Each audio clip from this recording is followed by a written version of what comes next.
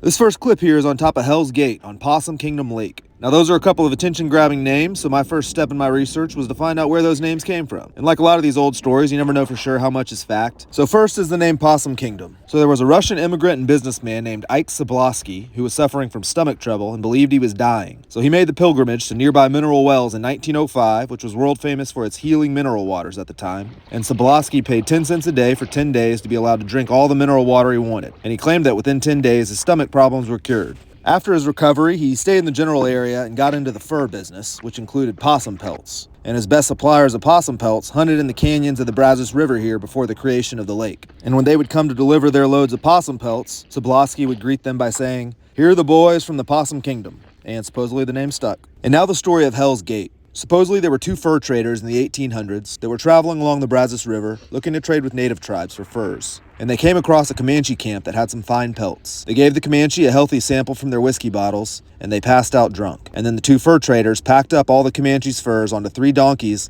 and headed south along the Brazos. About 5 miles out, one of the donkeys broke its leg, and another fell down into a canyon. They struggled along carrying the heavy stolen furs themselves, knowing the Comanche would be able to catch them easily because they were moving so slowly now. One of the fur traders decided to drop his share of the pelts and flee, but the other said he would rather go through the gates of hell than give the furs back to the Comanche.